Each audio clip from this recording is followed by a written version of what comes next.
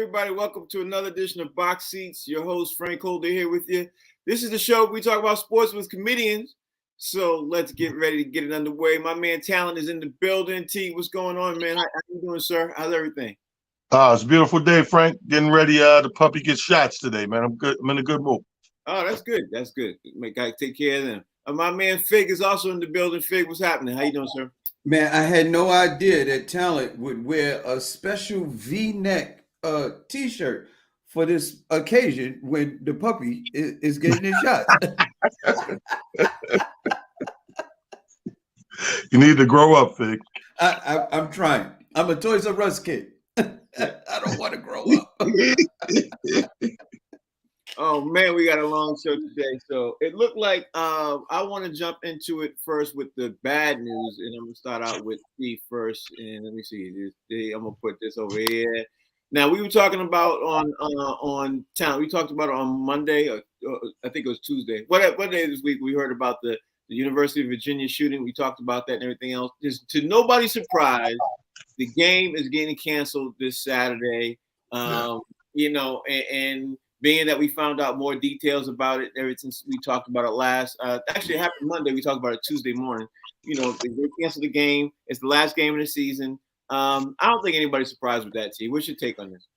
No, that doesn't surprise me, but I mean, this thing has been in the news cycle straight. Anytime you're involved in the youth and kids, man, it adds, like, I don't know, it's like death is bad and sad already, but it's like it shoots to the 100th power.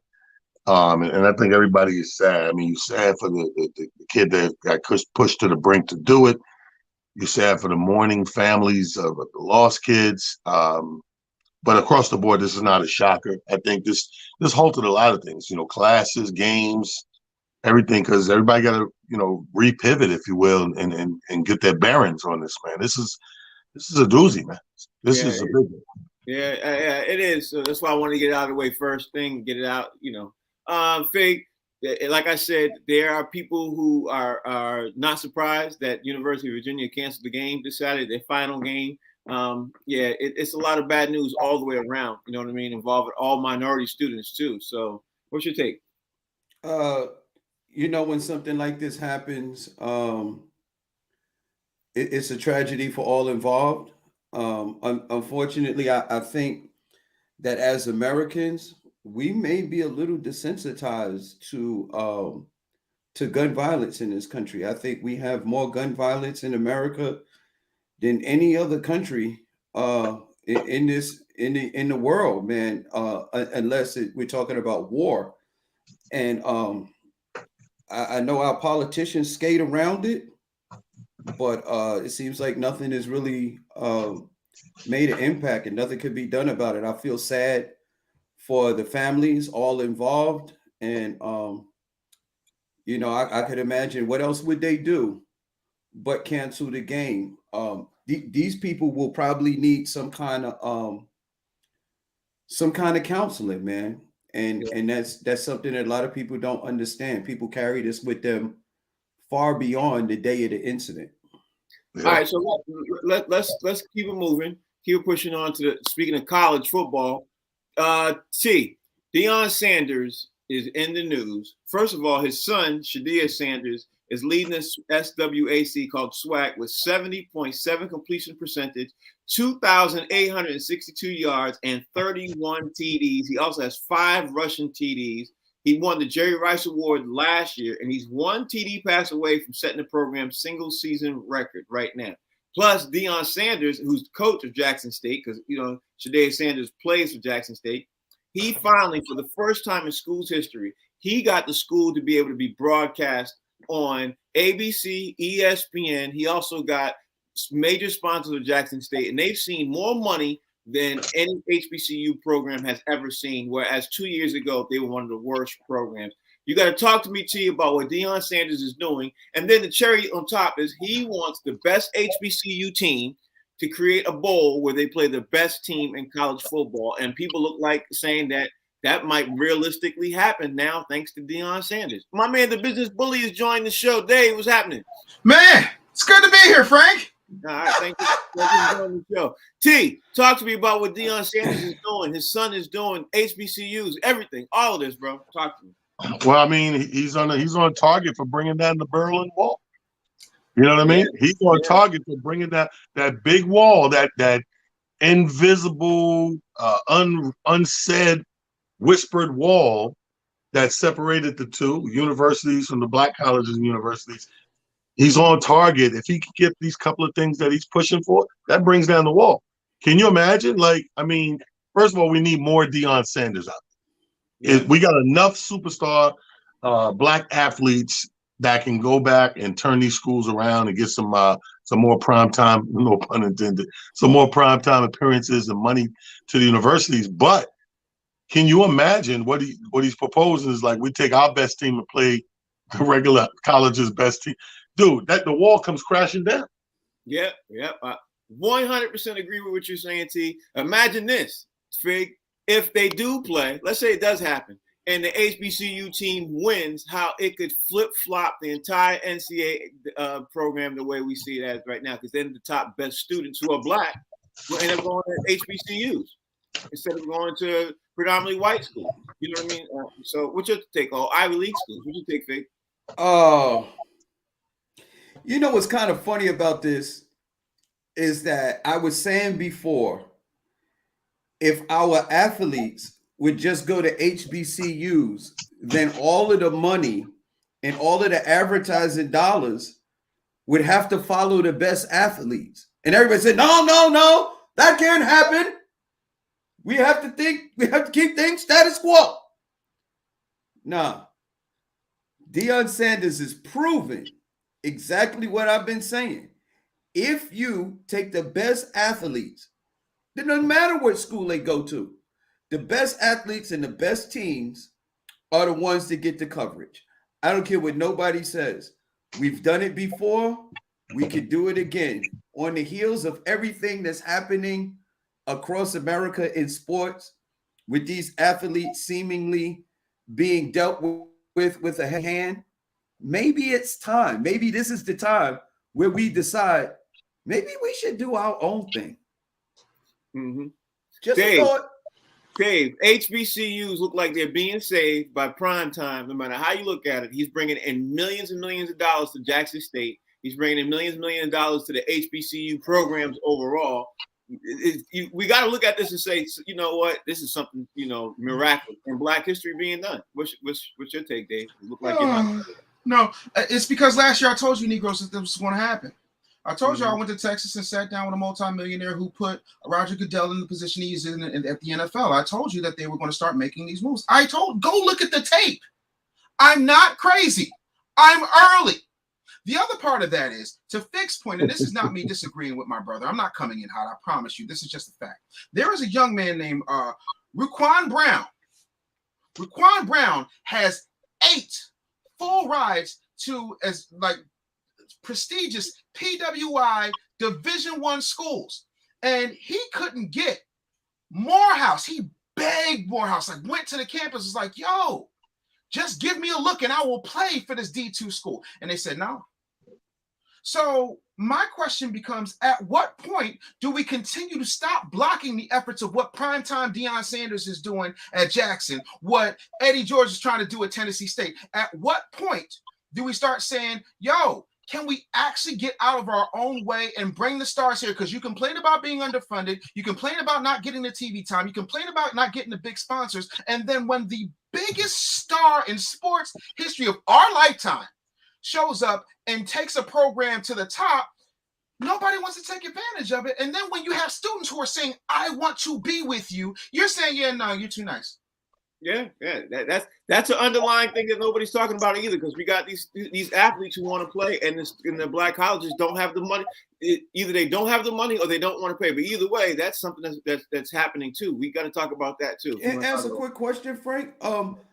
I just bully because you probably know more so I'm asking this a serious question. Of course. Do you know who's in charge of that? Because just because it's HBCU don't mean that we are in charge of making these decisions? Who's in charge of making these decisions? Well, it depends on the HBCU, right? There's some HBCUs that are state schools, and there's some that are private, right? They're all under the NCAA program, and most of them are division schools or Division 2 or Division 3. The other part of that is depending on who's controlling the funding. Some cases it's the alumni and the trustees. In some cases it's the alumni, the trustees, and the federal government. In some cases the alumni, the trustees, the federal government, and the state. So it's a hodgepodge. Right. And so when you have all of that muck and mire happening, and then let's not even talk about the historical corruption that happens to people's scholarship money that mysteriously disappears in the bursar's office, or salaries that just happen to just get underfunded and deals that are being made. Like, it's very sticky because there's not a lot of oversight with HBCUs. And I'm not trying to be funny. As somebody that paid well over $150,000 for his daughter to go to Howard, I can tell you how corrupt that system is. So yeah, believe me, we can talk about a whole hour about that just by itself, just on the corruption that I've known about itself. T, let's move on, bro, and talk about the XFL this morning. Had their draft this morning. Dwayne "The Rock" Johnson came out and basically addressed a lot of former players who are now affiliated with the XFL, and a lot of ex-NFL players who are now coaches and everything else. And they're putting front this moving forward with the XFL. Let's not forget the XFL also has a contract with NBC. So I guess my question to you, T, is we got another NFL league, the XFL league, trying again to make forward and everything else. But Dwayne "The Rock" Johnson and several of his partners are behind it. Do you think by them getting this contract and everything else behind it that they are going to finally be able to push this league to move forward? And you think it's going to happen? Or what's your thoughts on the XFL? Because the draft's happening right now. Well, first of all, who the hell is doing a draft in the morning? It had to be sponsored by some coffee company. Who?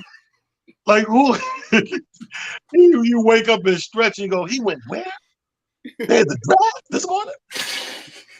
That's first of all, it's disrespectful to every sport fan on earth to have any type of important stuff happen in the morning. Like, even when the football teams go overseas and that game come on like 9 o'clock, nobody watching that.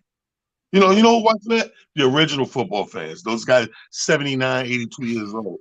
Because they up. They're up anyway. But regular people, they're like, who? Shut up. Real talk. So, but I don't know, man. Here's the thing. I'm waiting to see this thing get off the ground because I always doubt new organizations that come into something that has a conglomerate running for a very long time. Not that I don't want it to see it work and come into fruition, but I just always doubt it because we live in the capitalistic capital of the world. And when people infringe on other people who got, so to speak, a lane, you know how they say stay in your lane, when somebody enters a lane and it's going to bring in a certain amount of revenue, the powers that be go to work to stop it. It might take one season, might not make a season, might 2 seasons, whatever. But the powers that be on the side that was already here, they go to work. So I'm skeptical, period. And this just added another cup of sugar to my recipe of skeptic, because who has a draft in the morning? See, I swear to God, you have the best analogies. You come up with thoughts that I don't even think of. Like, who would think about saying the draft? The only talent was thinking the draft to say it anymore. Fig, my question to you is, brother, is the Dwayne "The Rock" Johnson big enough star to make the XFL work? Oh, he's universal, man. I think he could. I really do. His name, look, they gave him his own movie. Whenever you big enough to carry a movie in Hollywood, you are pretty popular. But I'm kind of low key upset with talent because I think he just called us old. He said only old people get up in the morning to be able to see this type of thing. And talent, I spoke to you at 7 o'clock this morning. So well, I was doing, you're talking about us. That's work. I'm going to work. I'm going to do a radio show. I'm going to work. But keep it real, on a Sunday morning? Oh, that's different. Yeah. And Sunday morning is different. Yeah, Sunday morning, getting up that early, unless you're getting up to see an overseas football game being played, you probably, I'm trying because overseas football games are like 8, 9 o'clock in the morning. Unless you're getting up to see those, Sunday morning is usually a nice sleep in day. especially when it's cold. I got up to see an overseas football game. I don't think I've never have. Not last week. I'm trying to tell you. Only time I ever did it was when the Patriots were playing, and I've had to force myself. Shut up, to do Frank. that. You know Tom Brady played. Didn't Tom Brady just play? Didn't I just say Patriots? Didn't I just say Patriots? Tom Brady is the Patriots. Yeah, right. Without Dave, Tom Brady, nobody's talking about the Patriots. Who Dave. talking about the Patriots without Tom Brady? Anybody? Dave. Yes, sir. Yes, Frank. Is The Rock a big enough star to be able to finish the deal with the XFL? Not to start, or finish the deal, the XFL to last. In obviously we already know the XFL could start, but it never finishes. You know what I mean? First of all, the XFL didn't finish under Vince McMahon, a shriveled old white man, Frank. A shriveled old white man that we all know had some proclivities. So we understand that sometimes they can start things but not finish. And this is Dwayne The Rock Johnson. And by the way, is this not the second story that I called months ago? And all of you raggedy ass Negroes, light skin and brown alike, laughed at me when I told you the great one was going to pull it off. I also told you that he was going to make the XFL the one thing it had never been before, a feeder system for the NFL. He just saved the NFL $100 million in scouting hours and money. Mm-hmm. On top of that, he has sponsors. And by the way, he has something that Vince McMahon didn't have, a little guy named Jerry Cardinal. For those of you who do not study business, Jerry Cardinal spent 35 years at Goldman Sachs. So they've got the pockets, they've got the sponsorship, they've got the major network goal, and they have the blessing of the National Football League, plus the biggest star in the world. That's the thing you just said. They have the blessing of the NFL. Vince McMahon did not have the blessing of the NFL. Look, Frank, I'm wearing his clothes. Like, at some point, you got to acknowledge to me. Just acknowledge. I just need to take a pause here for our regular listeners. The business bully is using master words: proclivity, a tendency to choose or do something regularly, an inclination or predisposition towards a particular thing. For those of y'all that need to know what proclivity means, I needed that. Thank you. Okay. All right, let's keep moving. I got to keep it moving, and like I always do. I want to throw out this quick NBA news real fast before I jump back into the other news. I don't know if you guys heard, but the Brooklyn Nets have already said that they are upset with Ben Simmons because players have been complaining. Like Marquise Morris came out and said they're upset with Ben Simmons, basically his effort and he's hurt, and his effort in the games, his effort in practice. The same stuff the Sixers were complaining about with Ben Simmons. It seems like it's rearing its ugly head right now in the circles of the Brooklyn Nets. So my question to you, T, is going to be, do you think that the Brooklyn Nets are going to put up with this with Ben Simmons? Or do you think after a little while they're going to also say, you know what, we're going to trade him? What's your take? I think they're going to trade him. Just looking at those guys play, you see it coming. The guy is like, his production level is mad low. Like, and I'm talking about, like, we already knew that the offense side was going to be whatever, suspect, ain't got no shot and all that. But they definitely was banking on the defense, and bringing the ball up and kind of orchestrating that floor. And his production is almost nil, Frank. He ain't nothing you can't write about him. All you can say is what he's not doing. There's nothing good you can say or write about him. And teams ain't got time for this. Nobody got time for that. I'm over here trying to figure out how to put Kyrie back in the game. And this Negro is doing something else. I looked at one time, one turnover he had, that was anti-Semitic. He lost the ball. Nobody came. He just lost the dribble. The ball went into the stands and hit a young Jewish boy. And that was anti-Semitic. They're gonna trade him. They're gonna trade him. The team don't they already told you they don't tolerate. Here we go. We're gonna get canceled before we even get over. I didn't turn the ball over. Vic, I guess the question remains to you is Kyrie Irving and basically KD, are they gonna end up saying enough to help keep him, or and behind him, or do you think it's too much commotion gonna be behind it and help get him out of there? What's your take? Frank, first off, for those of y'all who don't know, Kyrie Irving has gone to a plastic surgeon to have his mouth surgically closed shut. So Kyrie ain't gonna say nothing. And the owners of the Nets got a lot of nerve talking about Ben Simmons. While you out here whipping Kyrie to an inch of his life, Ben Simmons was escaping. Like, this ninja ain't supposed to get off the plantation. Let me tell you something, man. The Nets, if I can say, is basically a shit show. It's a shit show. I'm sorry. I can't say that word. We've said it before. I'm sorry. I never curse on the show, so let me take that back. The Nets is a horrible show. How about that? The Nets is a horrible organization.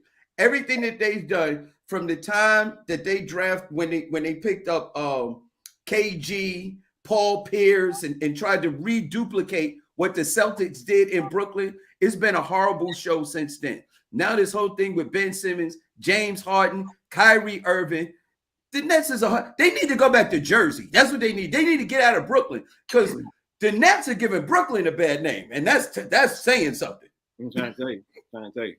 Dave, we've got the same situation that we had in Philly, and you've been screaming. Don't tell me don't start saying don't start saying that. Don't do that, please, because we already know you was right about that. Let's get past that. Let's get to the situation now where we talk about what Brooklyn is now dealing with the same thing that they were dealing with.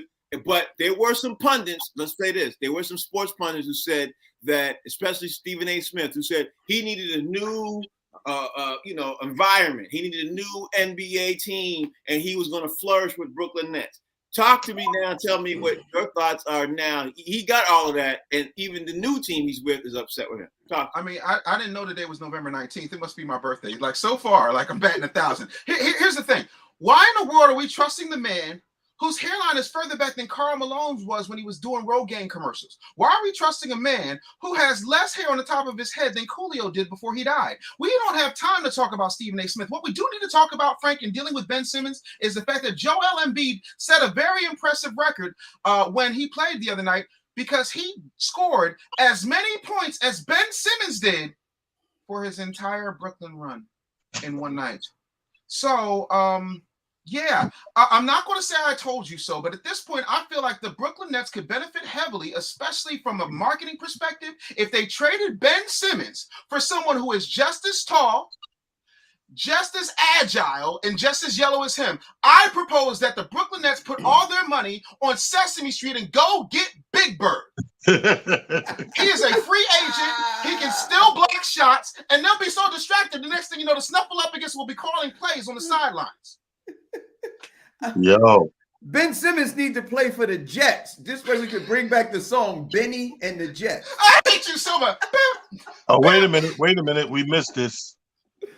Ben Simmons was drafted this morning. I was asleep. I don't think it came on my market. I think the we all XFL.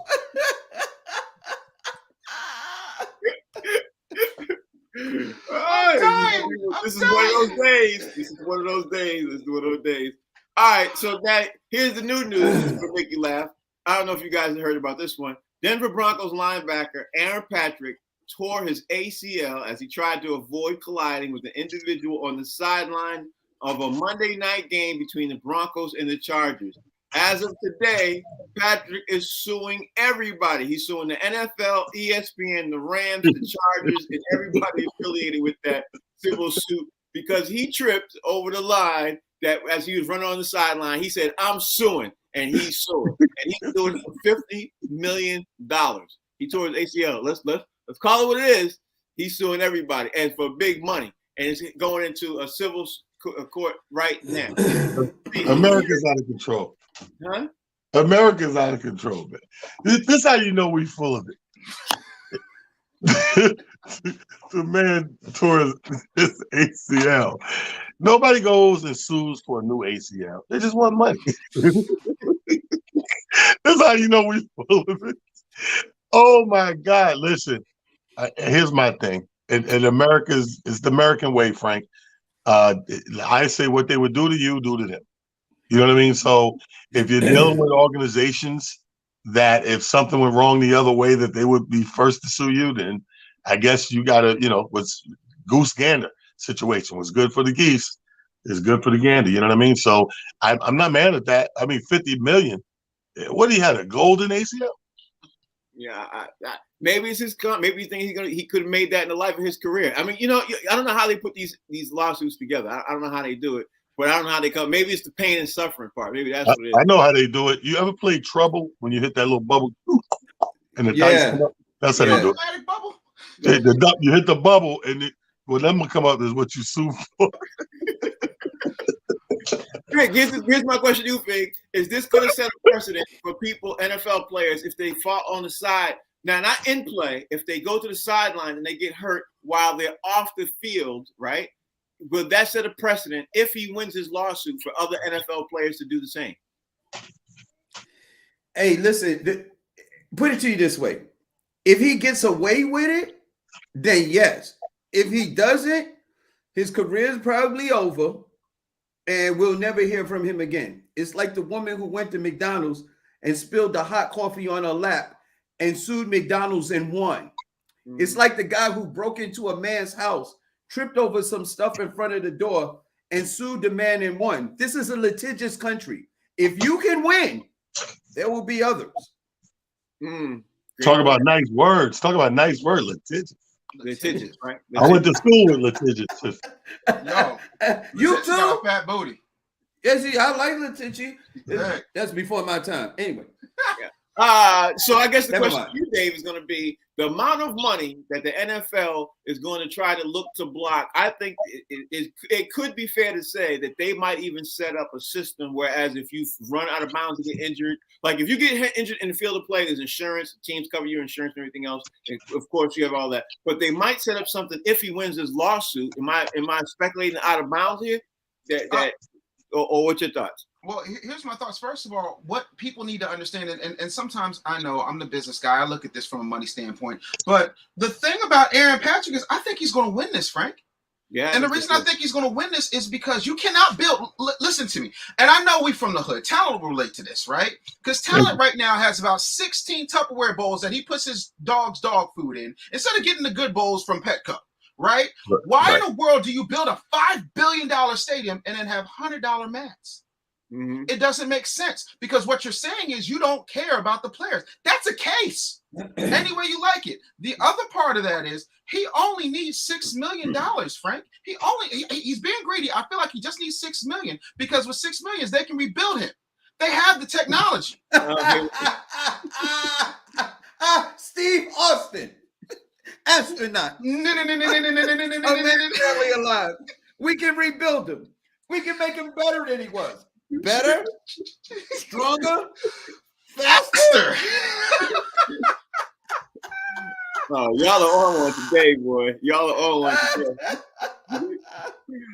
All right, okay, let's keep it going again because y'all are on one today. So let's talk about the New York Yankees because they ended up they in the news for two things. Number one, the Yankees in the news because they signed Anthony Rizzo again, 2-year contract for $40 million, and Aaron Judge is supposed to be leaning heavily towards signing this with the San Francisco Giants.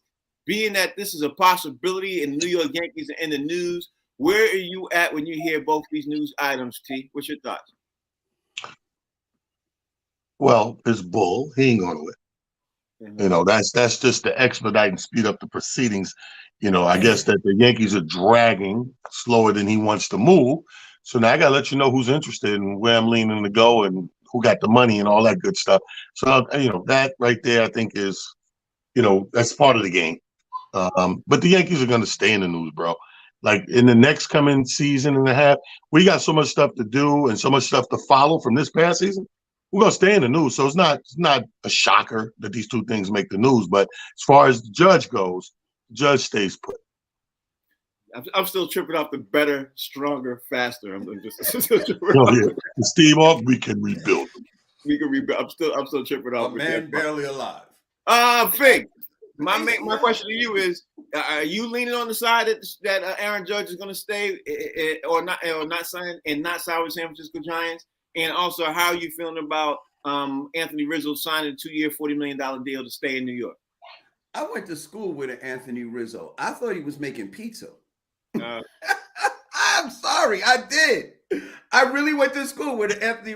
Listen, long story. Anyway, George would climb up out of his grave and choke his son and take him back with him if they let this boy Aaron Judge go. This is not a Yankees thing. Yankees don't let go of Hall of Fame talent like a Joe Judge. That's other teams. We let other teams do that. We bring them in, we pay them, and we win because of it. Now, I don't know what the son is doing. You understand what I'm saying? But George would never allow this to happen. Since George is going on, maybe the Yankees have become an organization all like the Lakers when the father passed on with the Lakers. You know, these were great men who knew how to build organizations and stuff like that. And if this is happening, then his son is not worth the juice that his father spent in making him. Awesome. If you let this man go. Okay, it looks like Dave's got the final word on this. By the way, Fig meant Fig didn't mean Joe Judge, he meant Aaron Judge. So let's say that. And what's your take on this, Dave? What's your take on how we looking at Aaron Judge possibly signing with the San Francisco Giants and Anthony Rizzo signed a 2-year deal for $40 million to stay in New York? Yeah, I mean, I think it's smart because when it comes to when it comes to my man Rizzo, he rejected, that team offer $19.65 million and came up to 40. Like, yeah, that's just smart business. I also think that there's no way that they're going to let Judge go to San Francisco. I just don't see that happening. And I feel like, young Steinbrenner doesn't have what George has, but there's one other person who could absolutely bring this home. There's one other George in the Yankees organization that everybody needs to focus on right now. And that's my main man, George Costanza. He needs to go downtown and focus on the mission of the Yankees. With that happening, everything's beautiful. There it is. Seinfeld reference for you. There it is. I thought he was going to say Curious George. Hell no. George Jefferson, maybe. He ain't saying Curious George. All right, so the big news lead item story today has got to be that DeShaun Watson has returned. Right now, they're having a live conference right now with DeShaun Watson in Cleveland. DeShaun Watson's officially returned after 11-game suspension. The Browns are 3-6. They are playing Buffalo this week. But of course, DeShaun ain't playing until December 4th. But the Browns can make a run, and they can start this week because they play Buffalo in 4 feet of snow, where the Browns have a running game and Buffalo does not. Let's talk about that right now. The Browns are supposedly motivated to play now. What's your take on this, T? Listen, they can be motivated as much as they want. There's 2 feet of snow. 4. It go up to 4, but there's going to be 2 left on the ground that day. It's going to start Thursday and don't stop till Sunday. It's going to be 2 left on the ground. Have you ever been to Buffalo? They get a lot of snow. They ain't the best at cleaning up. They take their time with the snow removal. My friend Quincy Morris is 5'7". The last time they had 6 feet of snow, he lived on the ground level. He couldn't come outside, Frank. Real talk. True story. He wasn't 6 feet. It was 6 feet plus of snow. You couldn't get to him. 3 days before the snow removal. So I say all that to say, the team that's used to the snow, they get more there. Ohio gets its share, but not Buffalo's share. Buffalo gets the lion's share. No pun intended, Detroit. But they're favored by 10 points, Frank. Normally, I'm hesitant to take a team favored by 10, but I'm going to take Buffalo this week, but giving 10 points because the Browns ain't got a shot in hell. Your man coming back, but not this week. So it's going to be good to see him on the side trying to enjoy the snow. You think he's going to make Snow Angel? Who, Quincy? No, Watson. He might. You might get out there and make a couple of snow. Quincy can't come outside. I just told you that. He can't make a snow. That's why I want to make sure we say that Quincy, I love you, bro. This ain't got nothing to do with it. Yo, Q is going to be, He's going to be mad. He's going to be mad at you. Quincy going to be mad at you. True story. I know. Fig, talk to me, man. DeShaun Watson's returning, man, and he's able to come back, and they're having a live conference with him right now. Live conference. Oh, they switched up, but they were having a live conference right now talking about his return. And again, Browns are playing Buffalo this week to start the run. So they're 3-6. What's your take? I don't know if DeShaun Watson is going to be making snow angels, but he might be hanging on with a few snow bunnies. Hey, let me tell you something. Cleveland been doing so bad. When DeShaun came back, they rolled out the Welcome Back Carter song. Welcome back. Hilarious. I don't know, man. Listen. Pretty much DeShaun is coming back. He's gonna be in the building, but he can't play. It's gonna be the same old team, Frank. They gotta play Buffalo in the snow. It's the same team. I guess the question is if they lose, should they just put them on the shelf for next year? Because they're gonna be out of the playoffs if they lose. If they lose, I know they're gonna be out of the play, but here's the thing: you want him to get as much playing time as possible so he can hit the ground running next year. Mm-hmm. You don't want to just leave this on. I mean, because he ain't played in 2 years.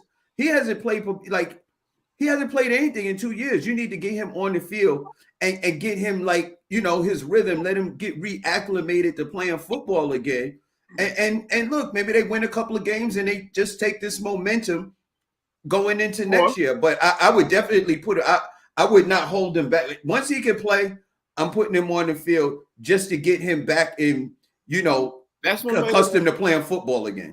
Like Fig, that's definitely one way of looking at it. Or Dave, you could look at it like this: what happens if he gets injured? Then he's off the field completely, and he doesn't get reacclimated again into next year anyway. Next year he has preseason, he has obviously off season, all that. I mean, there's a lot of ways we can look at this. Where are you looking at it right now? Should DeShaun Watson come in and play this season? Should Cleveland put him on the shelf if they lose this week? How are you looking at it, Dave? Well, I'm gonna tell you, my granddaddy would say that idle hands are the devil's workshop. And the problem with DeShaun Watson is that he's had a lot of time to sit around and do nothing. And he was trying all different types of things to pass the time, including rubbing his eyes with Heinz ketchup. And now he's got hindsight, and hindsight is 2020. And the problem, the problem is he needs to get his hands on that pigskin. He needs to start getting used to handling the ball, right? And then he's got to put the time in, Frank. It makes absolutely no sense for him to be there and not touch as many of these fans as humanly possible. You know what I'm saying? But here's the rub: if he goes out of bounds this time, there's no turning back. What? He said, "Here's the rub." Oh, we heard you. We heard him. Listen, I got my hand sanitizer. That's all. Oh God. Here we go. All right, let's keep it moving. My man, let's keep it moving. T.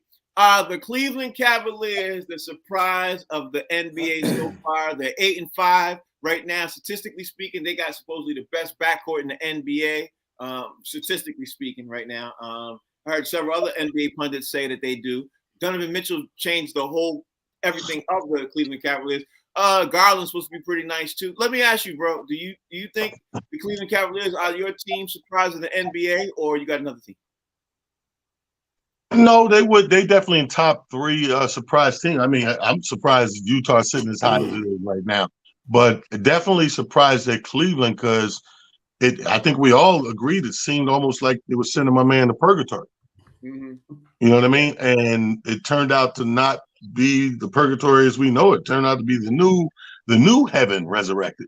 So he's over there making Cleveland look like the old LeBron Kyrie Cleveland for a minute. So it's going to be interesting to see how long they can hold this up, what kind of consistent play these guys can come up with and continuity out there. And I tell you right now, if they can just consistently hold and play the way they've played thus far, that's top 5, top 4 contending on the Eastern Conference. Hell, it might even be top 3, bro, depending on how things roll out. Let me ask you, Fig. Are the Cleveland Cavaliers your pick for one of the biggest surprises of this season in the NBA? Or is it another team?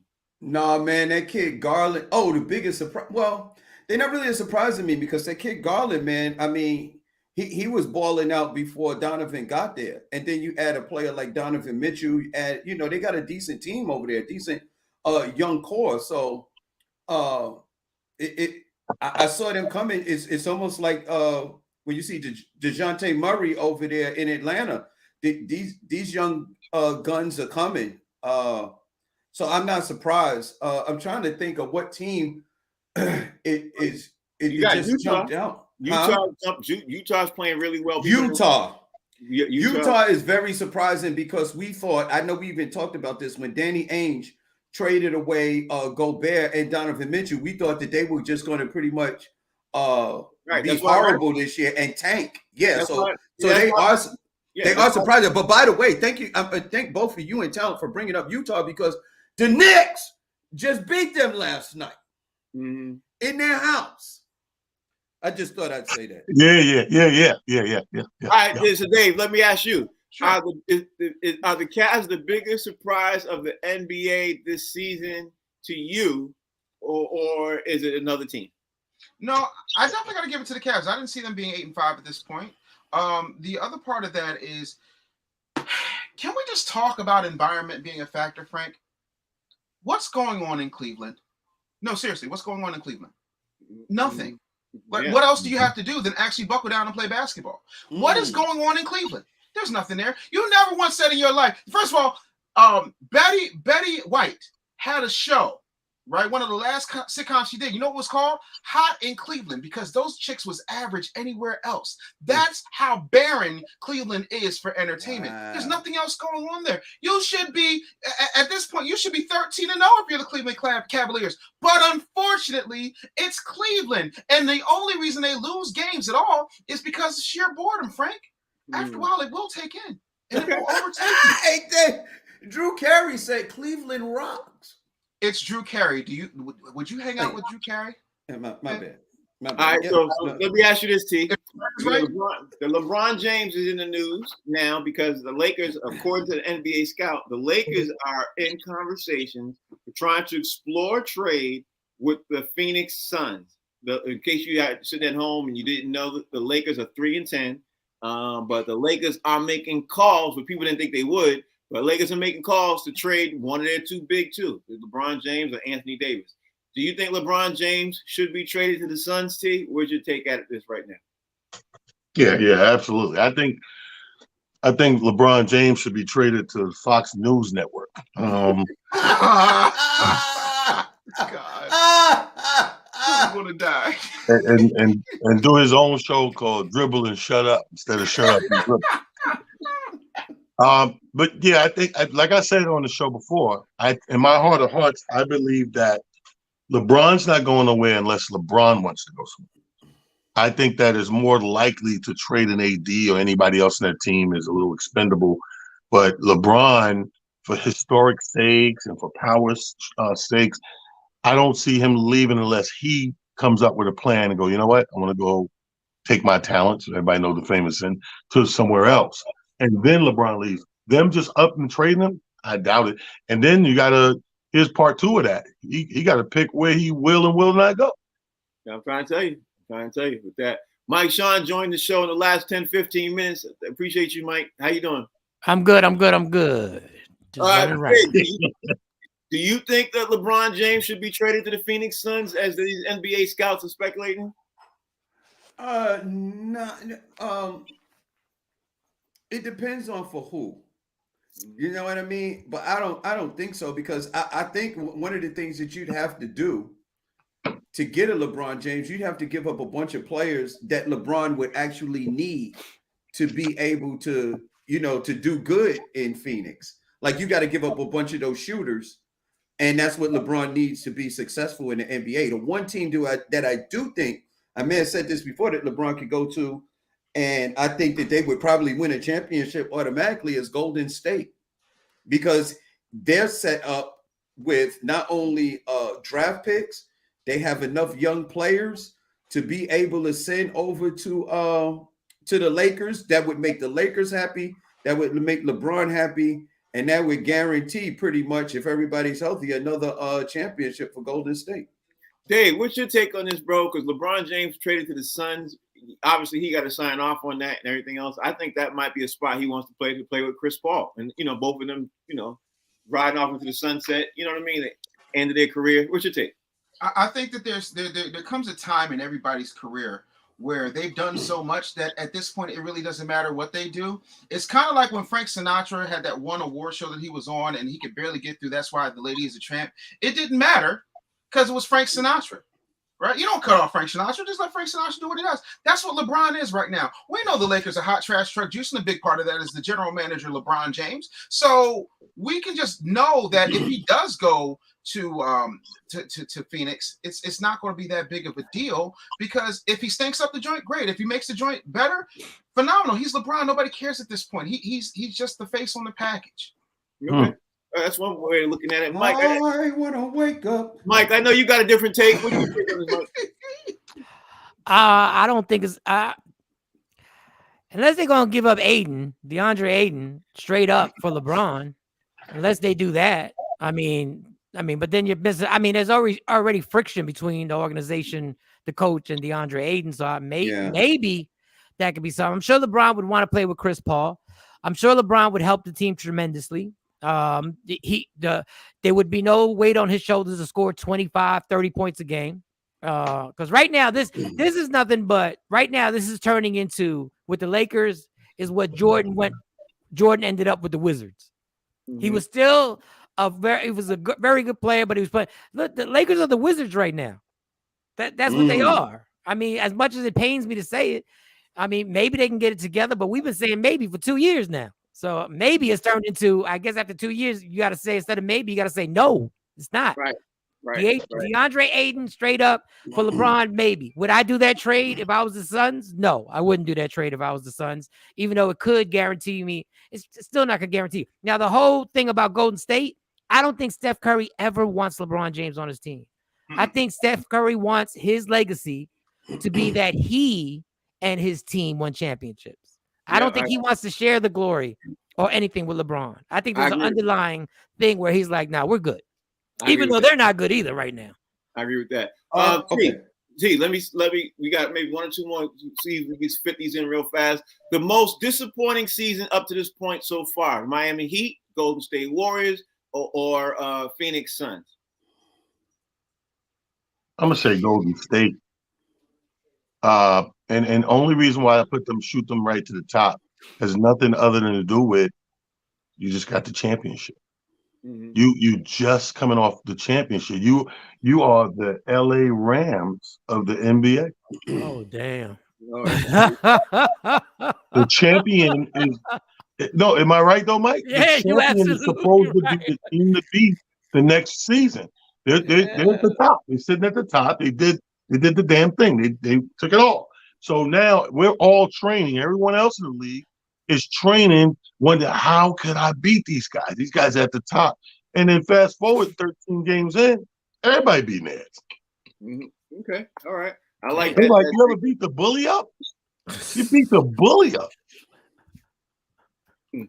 That's not your business, bully. Not you. No one has ever just beat the bully up and took the sandwich back and ate it in his face. So I guess the question to you, Fig, is to you, Fig, which team is having the most disappointing season so far? Miami, Golden State. You name the team that you think is having the disappointing season so far at this point in the NBA season.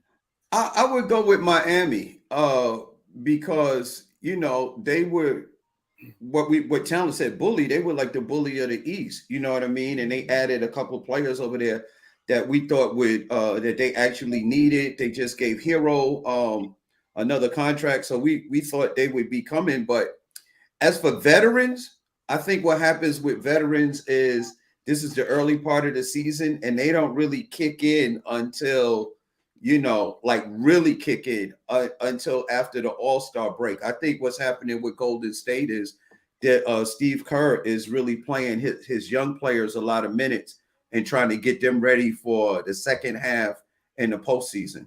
Okay. Dave, disappointing season so far to you. Is it? I don't even want to give you any teams because there's a lot of teams out there who everybody was speculating were going to be really good, especially. But Miami's leading the pack and Golden State's leading the pack. And you have a couple other teams that in there that surprise. Chicago's not as good as everybody thought. There's a couple of teams up there. But who's having the most disappointing season to you so far? I'm not going to say the Sixers because everybody knows it's my obvious choice, and I'm a little bummed behind it. But I will say Chicago because I was on the show and I was a real big fan of what I thought Chicago was doing. But it's not gelling. They need some Dr. Scholl's insoles over there in Chicago, Frank. It's just bad. I'm not really impressed with the way that they're moving the ball around. And it's showing in the record at this point. Chicago was like, I thought this was like the dynasty getting ready to start building itself back up. And yeah, okay. I should have shut up, Frank. I like your pick. I should even throw another team out there with you, Mike. Who's having the most disappointing season to you? Is it Miami, Golden State? The Timberwolves are 6-8. Everybody thought when they got Rudy Gobert, they'd be Wow. Is it the Miami Heat? There's a couple of teams out there that people expected at the beginning of the season to do really, really well, and they're not. What's your team? What's your biggest team doing the worst that you think? It's so hard to choose because there's so many disappointing teams right now. I think this has been one of the worst first quarters of the NBA season ever. I would either say Miami or Golden State. I'm going to go with Golden State simply because they brought back the exact same roster. They brought back the exact same roster. See, Miami, I feel that Pat Riley, I feel that Miami way, offensively, they just for some reason can't compete offensively with these teams. Who are you saying brought back the exact same roster? Who are you saying? Golden State. They brought back. They really did. They lost 4 players. They lost a lot of their bench. Almost the whole bench is gone. Oh, they still got Steph Curry, Wiggins, Poole, Thompson, Lamb, Green. Like, come on. Like, we know the core. They brought back the championship core. Yeah, they did, but they lost a lot of their bench. A lot of their bench is gone. They still got Moody, Looney. They sent Wiseman, and they got Poole. I mean, they still got. I mean, for some reason, the excuses get loaded up when we come for Golden State. No, I don't know why. Me. I hate Golden State. Say them all. Let it fly. But I'm not disappointed in Miami because I was disappointed in Miami last year when they got knocked out the playoffs. Okay. So I was disappointed in them with Phoenix. I was disappointed with Phoenix last year. Okay. I feel like their window is closed, just like I feel like Miami's window is closed. Yeah, I can't disagree with that either. And even with the young guys, Steph Curry in his 30s is still averaging 34 minutes a game. Andrew Wiggins is still averaging 33 minutes a game. Which is Klay Thompson. Klay Thompson is they still close to running him 30 minutes a game. Draymond is playing 30 minutes a game. So these guys, like, there's something to say with either the league has gotten sloppy for some reason, or the young guys have caught up, but that whole thing, like, and I get what Fick's saying about they don't really get it popping until Christmas. But normally a 60-win team, that wins 60 games, like a Golden State or anybody, or the Celtics in when they're rocking, normally these are the games that you collect early in the season. I take the bet now, between 55 and 60 for Golden State right now. Let's keep it. I want to get this last question in. All right. It's an NFL question right now because somebody asked, actually 3 guys texted me this over the last 24 hours. Because I always argue with guys who are Raiders fans. So I guess my question to you is, T, I'm going to ask you this. As a Raider looking on, like you're looking to see what the Raiders are doing, should the Raiders stick with Derek Carr if they stay with Josh McDaniels? Or, you know what I mean? At the end of the season and going into the next season, should the Raiders stick with Derek Carr if they keep Josh McDaniels? Because if they fire Josh McDaniels, all bets are off. You don't know what they're going to do. But what's your take on this, Steve? Well, I mean, they need to make the biggest trade of their life. They need to trade to another city again. This city don't work. This city don't work. But I can tell you right now, he's gone. So Carr and Josh goes together. I would get a new quarterback. When you do bad like this, bro, and everybody think you had everything together and stuff like that, it's time to shake it up. It's time to clean a little bit of the house up and start something fresh, because clearly it's one thing for things to go bad and not work a little bit. It's a whole nother thing to just be trashed out and get shut out of games. Like, I don't know, bro. These are grown-ass men. Everybody's a professional. Nobody should be stuck at 0 at this point. Yeah. We were just talking about most disappointing season so far in the NBA. I think the Raiders probably have the biggest, most disappointing season in the NFL. So my question to you, Fig, is should the Raiders get rid of Derek Carr if they're going to do what the owner said and keep Josh McDaniels? Because the owner said they keep him. So what should they do? That's sad, man, because Derek Carr wasn't bad last year. And he ain't bad. What I mean? He ain't bad this year. Let's be honest. He ain't bad. I mean, the thing is, I really think it's coaching. I don't understand this whole Josh McDaniels thing, man. It just like they did great last year with the coach that they had.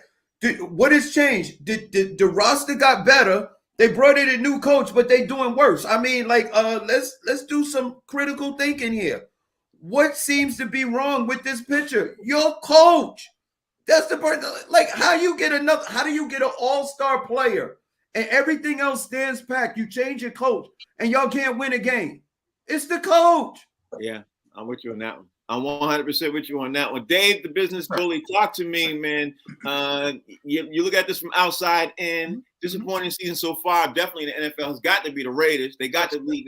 So my question I'm asking all of you is this Derek Carr, Josh McDaniels situation. If they keep, and I keep saying if they keep the coach, should they get rid of Derek Carr? Or should they keep Derek Carr and get rid of the floor is yours. Okay, now I want to say this. First thing I want to say to you, Frank, is we already know the federal implications of what's happening with the Raiders. Yeah. I've been talking about that forever. The second thing is we know that it's just a PR nightmare. The third thing is we get rid of the coach. There is two things that need to happen from a marketing standpoint. If you put the right coach in there, the marketing takes care of itself, and there's only one man for the job. His name is Wesley Snipes.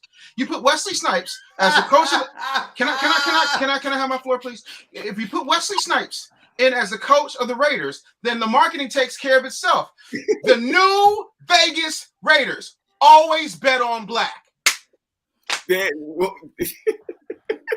My man Dave's having a hell of a show today. My man Mike, talk to me, man. We've been talking about the Raiders. You've been saying a lot about the Raiders too for for months. What you think the Raiders should do, man? And should the Raiders stick with Derek Carr? It really doesn't matter, because in order to win a Super Bowl, your whole organization has to be on point. The front office has to be on point. Your coaching staff has to be on point. Your quarterback and your coach need to be basically connected at the hip. So when you come there and you change the whole offensive system and make this guy learn a whole new offense because your ego won't allow you to go to your quarterback and say, what did you do last year that you want to continue to do this year? What plays work for you that put you in the right position? Should we continue to do? No, you went there and flipped the whole thing, and now it's not working. The front office is trash. You let a head coach go who took you to the playoffs through more stress and drama than I think any NFL coach has ever had to go through. And you decided that wasn't good enough. You wanted the shiny new car to come in there. So now you get what you get. When the front office is trash, a.k.a. the Commanders, I don't know how Ron Rivera is doing it. Ron Rivera should get so many Coach of the Year votes. Yeah. He should. Ding, ding. I think you're on with that one. All right, we got to get ready to roll up out of here because it's the time is moving on, everything else. T, I know you got to talk to me. Tell me, you got a lot going on, T. So talk to me, man. What's going on? All right. First of all, I'm about to get off of here, go get these puppy shots. You know what I mean? On the radio 94.7, sitting in with Josie promoting Stress Factory coming up at the end of the month. Got my cousin Ed Lover headlining. He's going to be doing this thing, Stress Factory, end of the month, the 27th. Get your tickets. Go to thestressfactory.com. And I'll come out and support the brothers. Also, Teray, yeah, boy, San Francisco 49ers own. Teray will be on that show as well. My condolences out to the business bully for the last loss against the Commanders. And that's it for the day. Yeah, we didn't get a chance to ring it. I'll let that slide, Dave. I wasn't even going to bring up the Eagles, but I thought about it, though. I thought about it, especially when you didn't show up the next day. I thought about it. Greg, holla at me. I'm calling Peter on talent because you see the way he was treating them dogs. He was loving them up and everything, stuff like that, just to get him in a good frame of mind so he could go and get the jab. You can follow me at all social media platforms at Comedian Fig. And Monday through Friday on the best damn sports show on TV, the Box Seats, baby. Dave, talk to me, bro. Yeah, man. I mean, all right. So, like, we lost to the worst possible team we could have lost to. I was teaching. Yes, I teach at a prestigious university. Okay. Sometimes I'm a little busy. I'm a businessman. I'm running things. I just happen to not I saw the game Monday night, and I still showed up to work the next day. I apologize for not being here, but yeah. We still have the best record in the NFL. Meanwhile, you can, this week tied for the best record. Yeah, now you're tied for the best record. Tied for the best record. Nobody asked you, Michael Sean. This week is my 45th birthday. I'm doing absolutely nothing but sitting on my ever-shrinking black ass, and yeah, thank you. And that's about it. I'm nothing special. You can follow me at your own risk, but I can't be canceled. You can, so please do not do what I do. I ain't got no job. I will say this though. I think for I don't know, little birdie told me you might have showed up if the Eagles had beat the Washington. Yeah, I think you'd have cut a class. I think you'd have cut a class short. I think you'd have cut a class short. We're group projects. You can't prove that. We're group projects right now. Even if it was for 10 minutes, I just wanted to come in and let you all know. I'm dating Mrs. Bully. Right. The slander of this show. I'm just saying. Mike Sean, bro, holla at me, man. And how you doing, Mike? You doing okay over there? No, I'm excellent. Jalen ain't the only thing that hurts. Losing to the Commanders hurts also. But so check me Caroline's all over again. This is check horrible. me out in the morning time. Michael Sean and the Takeover Legends, Media Room 360. Go to Facebook. Look up YouTube. Go to YouTube and look up Media Room 360 every morning. And check me out first of the year, CW. There's a talk show in the works, and hopefully God will bless me. Come on, yes, sir, man. Make that happen. Fingers crossed, baby. That's what I'm talking about. So I'm gonna need a lot of favors from the talents and the figs and the, and the business bullies. Yeah, that's Dave. That's Fig. That's Talent. That's Mike. Rodney Perry will be probably back in tomorrow. We're talking about the show's called Box Seats. When comics talk about sports, we're on 3 times a day. Come on again, 7 and 11. We thank you all for watching and participating and everything else. We love all y'all support. Make sure y'all support the comedians. Go out and visit them. It's getting ready to get cold out. Does not mean you stop going to comedy shows. We need y'all to go out and support these cats too, man. Thank you all for watching. Again, the show's called The Box Seats. We'll be back tomorrow. Y'all take care.